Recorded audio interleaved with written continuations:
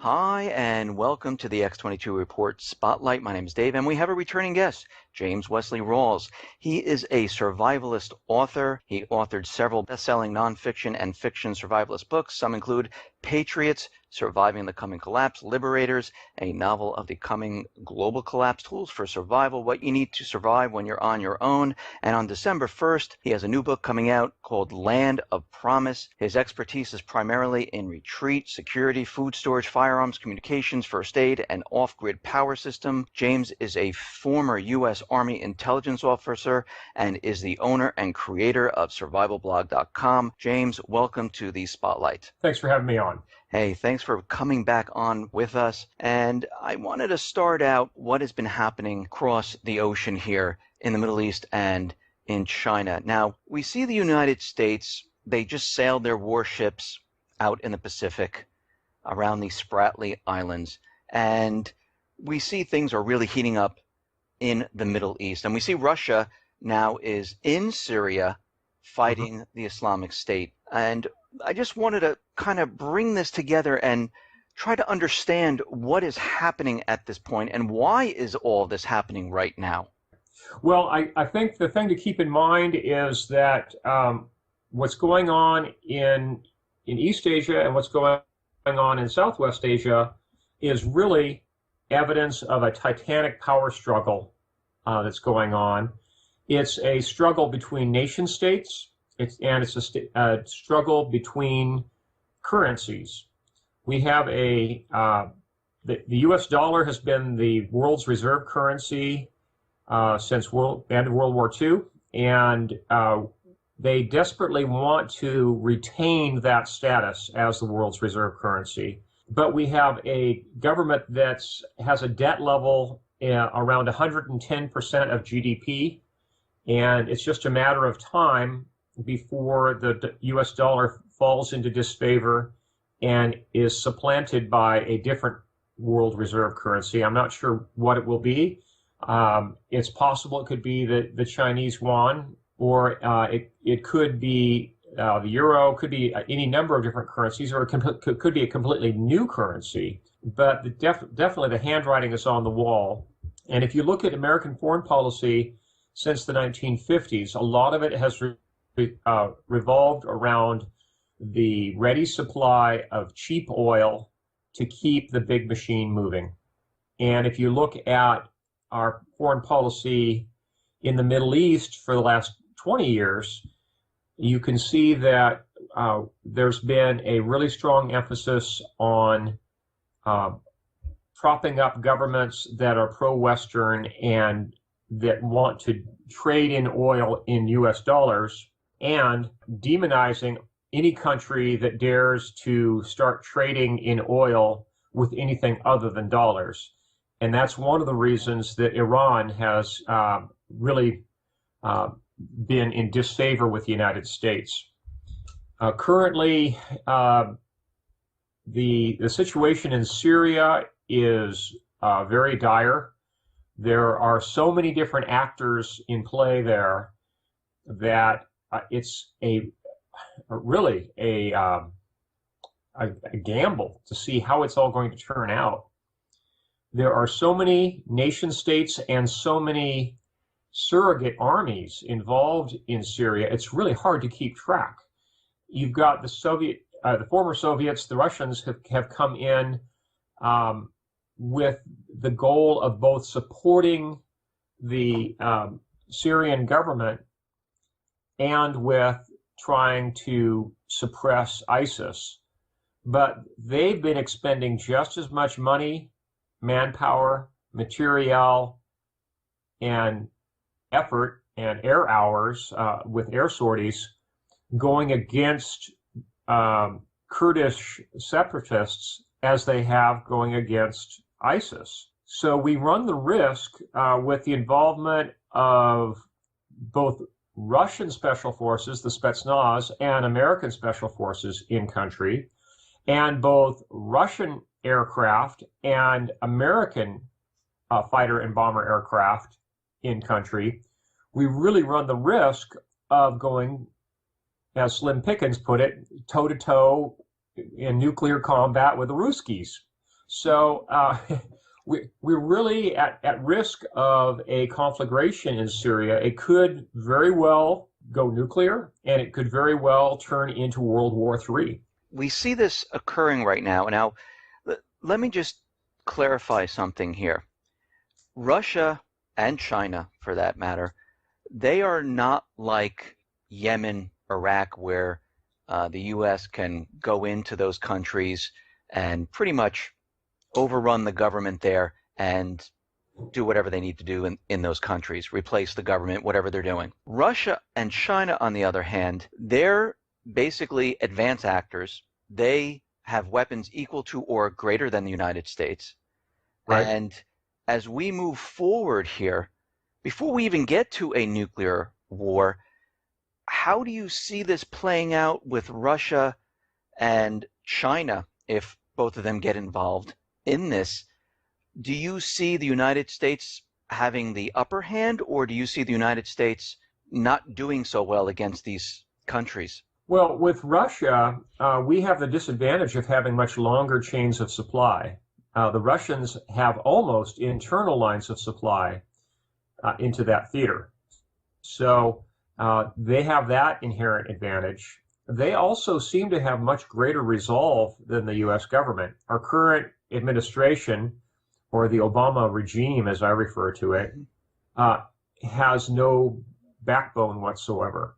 If you look at the history of the Obama administration, time and time again, they have kowtowed to other governments. They have bowed literally to Islamic governments, and they just don't show any really strong resolve at all. If you look at the way all the negotiations went on with Iran for the much hyped nuclear containment deal, we basically caved into the Iranians time and time again and gave them just the treaty that they wanted, with no verification whatsoever and with no teeth in it whatsoever if they were to violate that treaty. So I think that, if anything, the United States is at a disadvantage in Syria and throughout the whole Middle East, and throughout all of Southwest Asia, really. And as time goes on, we will probably see the United States either hand off its responsibilities to surrogates or suffer some really humiliating defeats simply because of manpower disparities.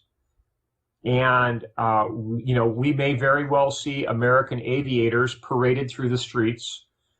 And depending on who captures them, if they're captured by ISIS, we may see them decapitated. And if we see them captured by the Syrian government, we may see them put on show trials. And if we see them captured by the Russians, we may see them handed back to the United States quite ignominiously. So essentially, it's a lose-lose situation in Syria. How is this war? I mean, everyone's talking about war. You see it, on other alternative media. You see it even in the corporate media. And people have been talking about World War III. But the question is, and I just want everyone to be clear and understand how this war is going to be completely different than World War I and World War II. I mean, those two wars, nothing really happened here in the United States. Right. We very well could see terrorist attacks or weapons of mass destruction of various sorts used right on American soil.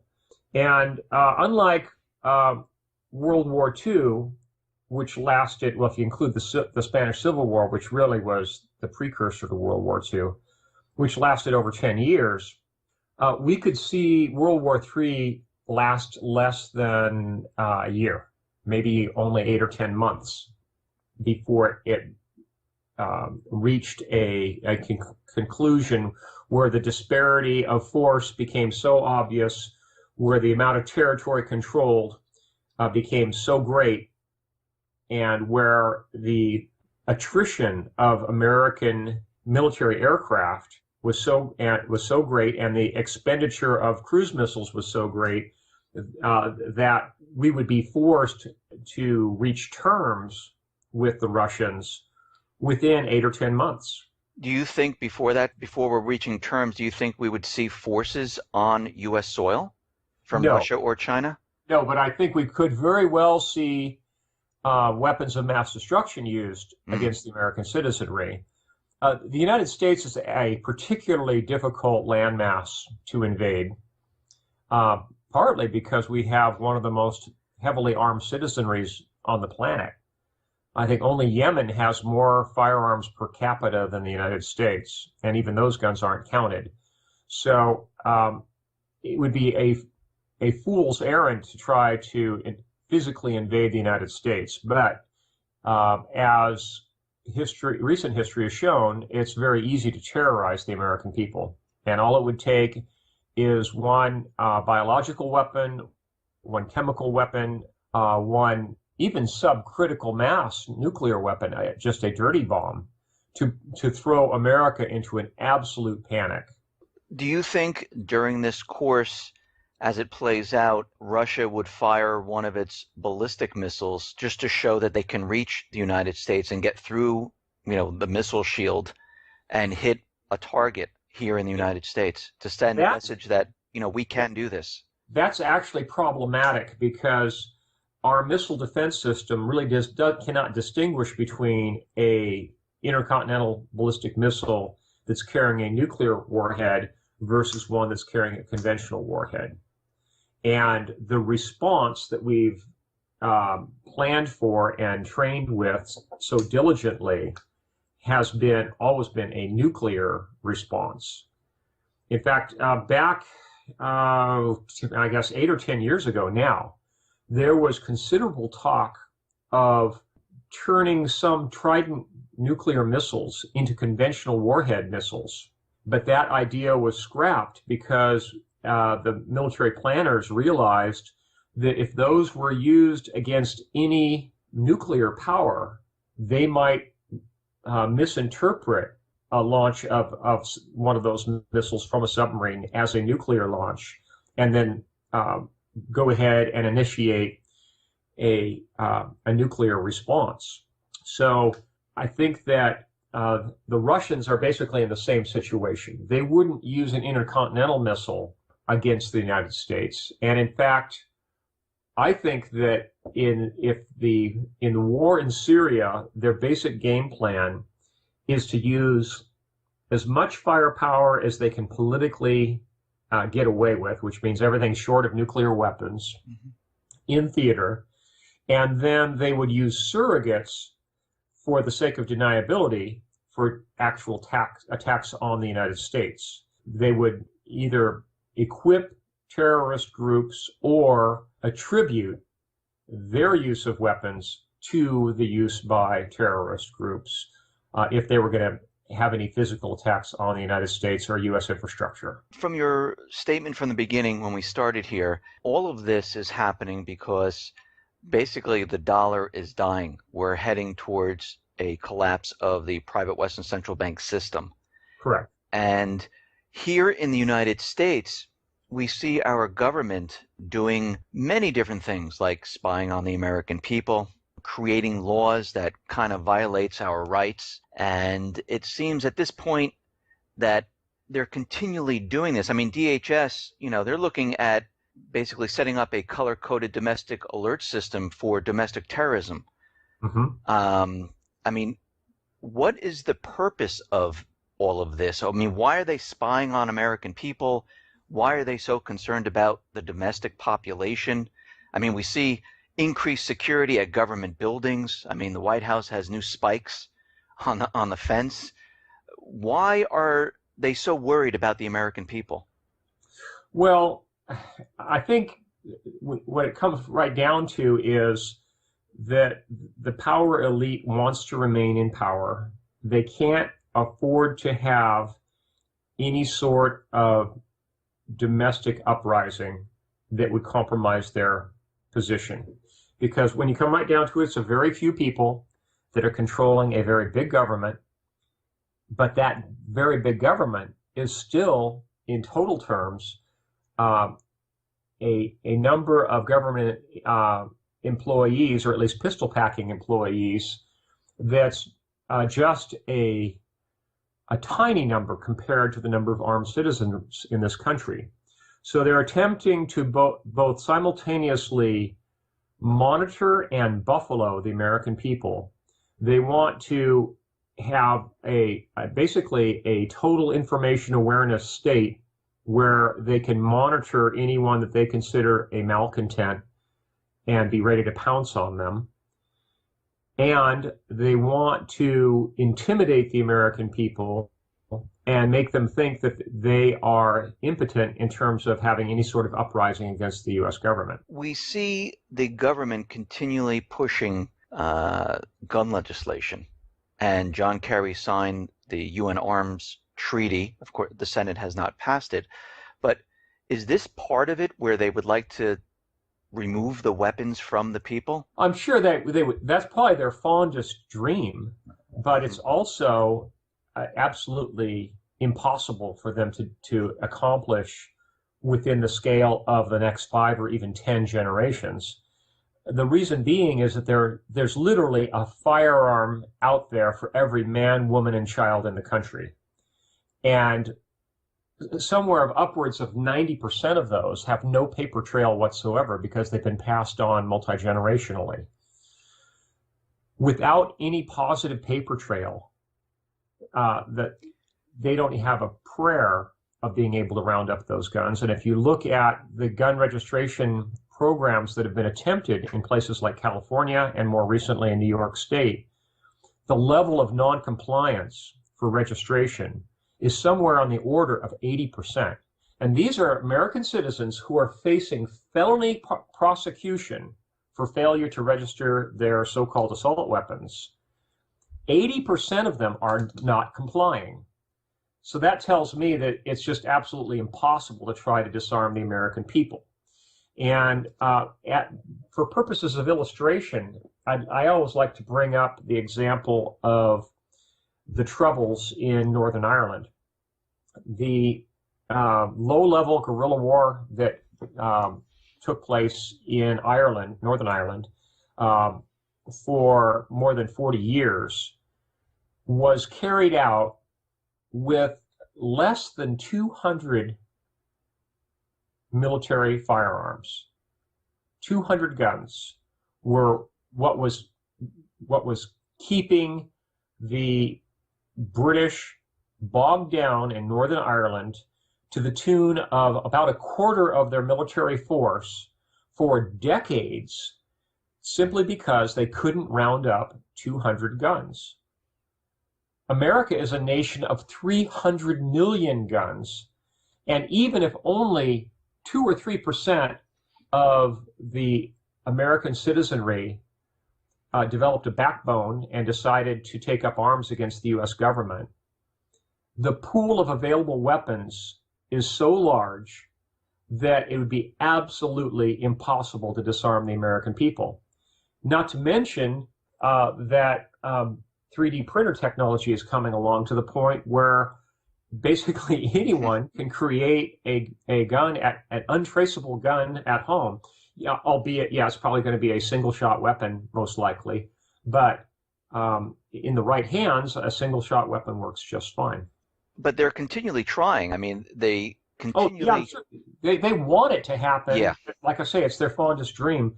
But it's just not realistic to think that they're going to make it happen.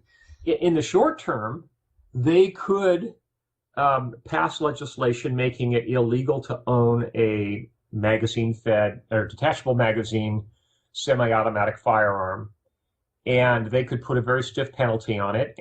But what they'll end up doing is turning more than half of the American citizenry into felons, just waiting to be prosecuted. You can't lock up half the population. It's just not going to happen. We understand that this dollar system and everything that we've been looking at with the economy, we see that the economy, even though the government continually tells us that everything is fine, it's recovering, unemployment is very, very low. The Fed comes out and tells us that, everything that they're looking at is fine. When you really look at the real data and information, and you see that retail is contracting, housing is starting to kind of fall apart. We heard of Freddie and Fannie yesterday might need an injection of about $400 million. Yeah, here we go again. Yeah. And you're starting to see all this, and you're starting to realize that this economy is not doing as well as they're saying. And we did have that scare in August, September of the stock market, but it looks like they've been pumping it up and trying to, it seems like that's the only thing they have to hold on to is the stock market. Yes, essentially, if you look at, if you want to look at the real economy, look at the genuine unemployment figures and look at the corporate layoffs. Look at transnational shipping, like the Baltic Dry Index, for example. Look at all the shippers reducing their sailing schedules, for example. Look at layoffs by companies like Caterpillar Tractor in Peoria, Illinois. Cat Tractor is a multinational corporation. It's not just an American corporation. And they sell over 200 types of heavy equipment. If they can't make a profit and keep their employees working, selling into a global market, then that tells you that we're in a global depression. And frankly, I think we've been in a depression. We've just been in the opening stages of it ever since about 2001. In the long term, our economy is pretty well doomed because it's tied to a fractional reserve banking system and a system of very heavy taxation and a inherently weak economy that's being only propped up by artificially low interest rates. If it weren't for ZIRP, or what's soon to become NIRP, negative interest rate policy, we wouldn't have a functioning economy right now. We would be in the depths of a depression greater than the depression of the 1930s. So while Obama has been in office, he's nearly doubled the national debt, and all of that money that's being pumped into the system artificially is essentially just keeping this dying horse from collapsing. So how bad do you think this is going to get? I mean, are we looking at a 2008 type of crisis, or is this going to be a lot worse? I think it's going to be a lot worse. I think it could very well be like the scenario I laid out in my first novel series, the Patriot series, where you see an economic collapse that goes hyperinflationary. Because at this point, the government has backed itself into a corner. They cannot lower interest rates anymore. And at this point, once their foreign creditors refuse to turn over American Treasury paper, keep renewing it, then their only solution will be to inflate their way out of the problem. Inflation, of course, is a hidden form of taxation. So essentially, what they're going to be doing by inflating the currency by 50% per year, say, and then more, is they're effectively going to be placing a 50% tax on the American people on their after-income savings. You know, one of the great things about America is that even though we've had fairly high taxation, they've only taxed us once. You get taxed once on your income, and then that's it. You can keep it, and it's yours to keep.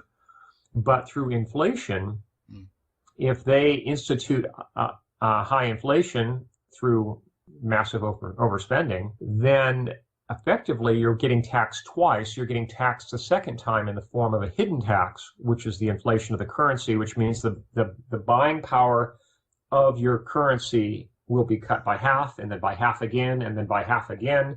And the beneficiary will be the government. It'll essentially be like what happened in Mugabe's Zimbabwe, where hyperinflation taxed away the net value of everyone's savings, both what they had in the banks and their mattress money.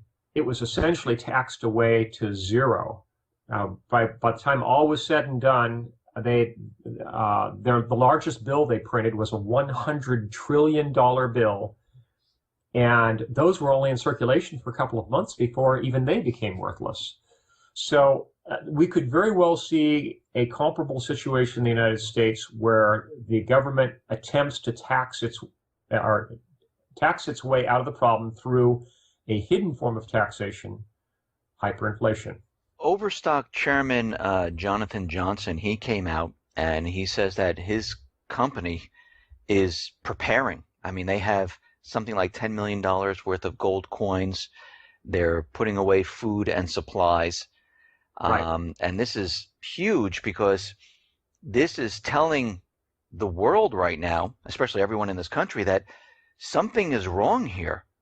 And he's telling, and from this message, we're hearing that you should prepare. I mean, why should people prepare right now for what is coming? And we understand that there's a collapse looming right on the horizon, but why is it so important to prepare? Well, you really can't count on the government to bail you out in any sort of disaster. And in the event of an economic collapse, the only beneficiary will be the government itself. They are going to do everything they can to perpetuate their own system as long as they can on the backs of the American people. So it stands to reason that we need to insulate ourselves from the effects of inflation. That means getting out of dollars themselves and any dollar-denominated assets and shifting a good portion of our net worth into tangibles. And by that, I mean productive farmland, firearms, common caliber ammunition, precious metals, perhaps a few colored gemstones. But get your money out of dollars and into tangibles, because anything that's in dollars is either going to be taxed away or inflated away to the point where there's nothing left. You need to prepare, and you need to physically stock up on storage food, because we very well might see a depression that could last, a full-scale depression. Like I say, we've been in the opening stages of it for 15 years, but now we're going to see the real depth of it. The real depth of it could last another 15 years. So that means extensive food storage and developing the capability to be self-sufficient as much as possible through large-scale gardening and through the production of livestock on your own property. That's where real survival comes in. And you really need to be prepared to do that, because if the economy totally falls apart, there will be no source of resupply, and the starvation rate will exceed that of the Great Depression. So if I'm a person living in a city, maybe not New York, but a small city, and I'm living in an apartment, I mean, what are my chances surviving in the city, in the apartment? Will I be able to go to the food store and get food and supplies? Probably not. Yeah, if things get really bad, we'll probably see an economic crisis that causes a run on ATMs, followed by a run on grocery stores, and then basically any other decent tangible that's on the shelf, people will clean out. All the hardware stores will get cleaned out, for example.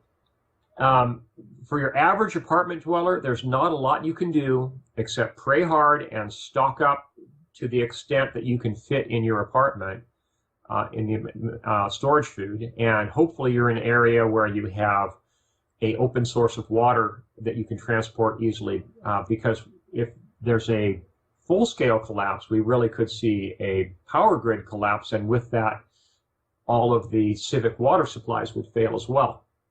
So in a worst-case scenario, an apartment dweller probably isn't going to make it. Statistically, your chances of survival will probably be less than 5%.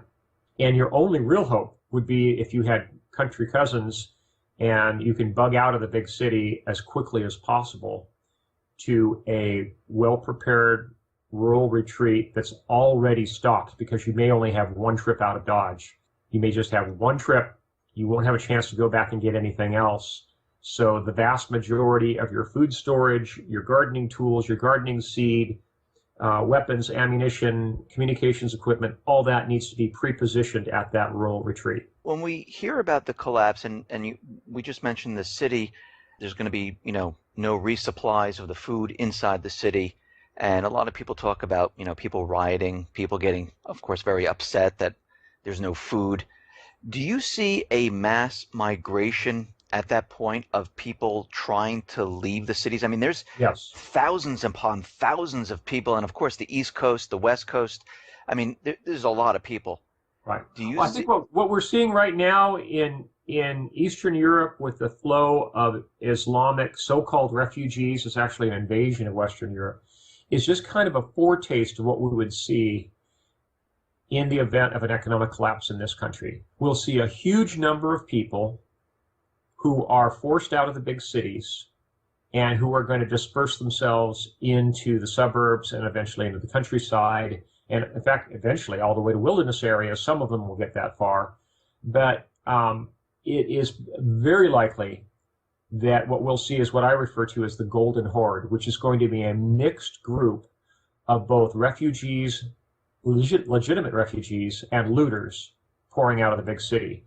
The problem will be most of them will be armed, and it will be very hard to distinguish between those people who are legitimate refugees and those who have actually just come out of the big cities to go looting. They'll be like Vikings. They'll be on a Viking mission. So where will the government be at this point when all this is going down? I think that the government will be in hiding, quaking in their boots, hoping that they don't get hung from the nearest lamppost. Really, the government, at that point, the government won't be able to respond.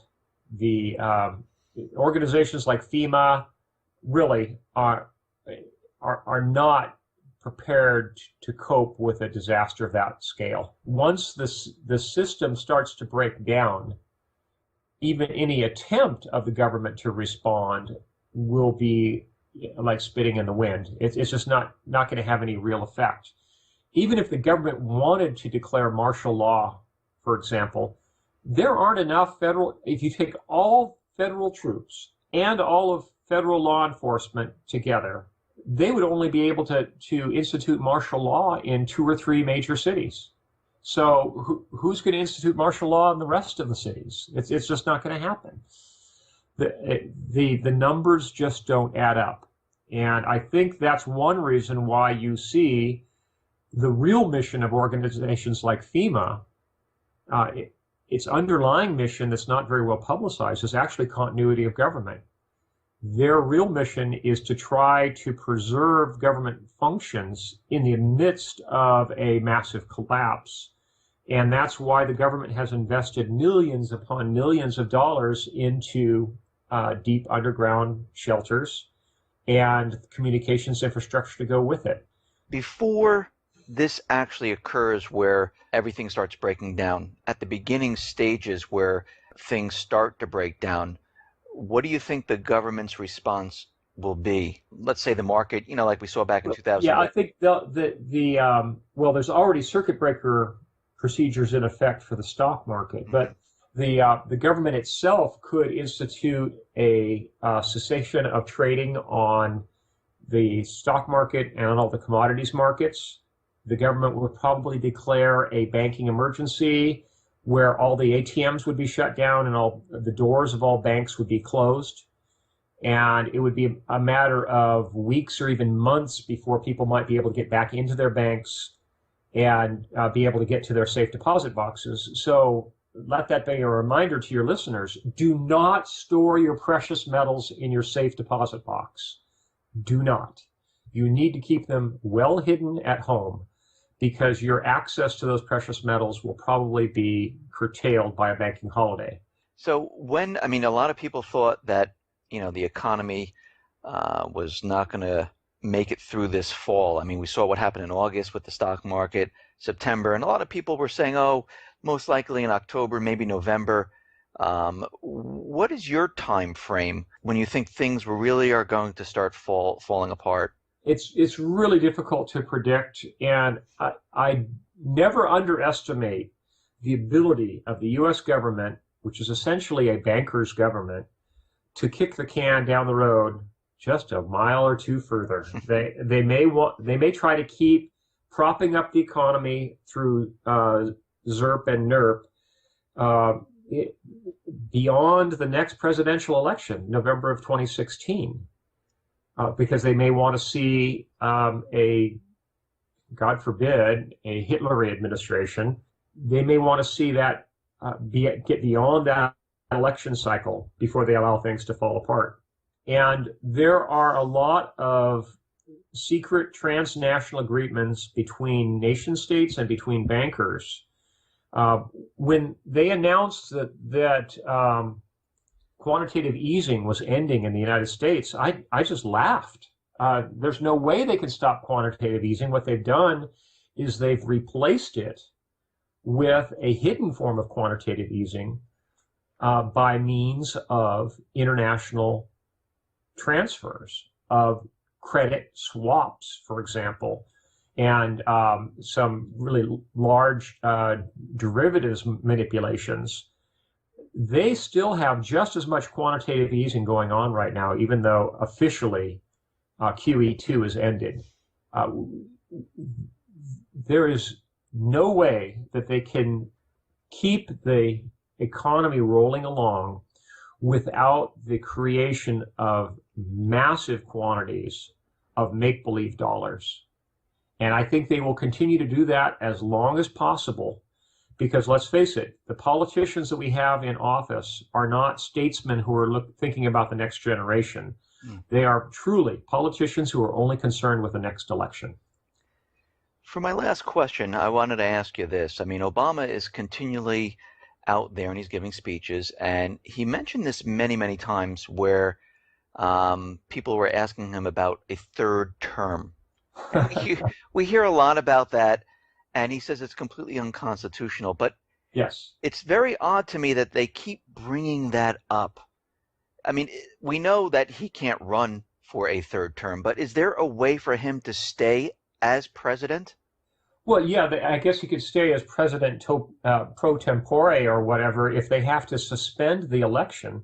Say, for example, they orchestrate a collapse before the November 2016 election. If there's an absolute economic collapse and there's chaos in a lot of major American cities, they could suspend the election and keep the Obama regime in office for quite a long period of time. There's no precedent for that, but nor is there any constitutional procedure for that. But again, never underestimate the ability of the government to keep things moving along in their best interest. I think we could see, indeed, not necessarily a third term of office for Obama because it's not constitutionally allowed, but under martial law, who's to say what could happen? True. James Wesley Rawles, thank you very much for being on the X22 Report Spotlight. Thank you. Thank you.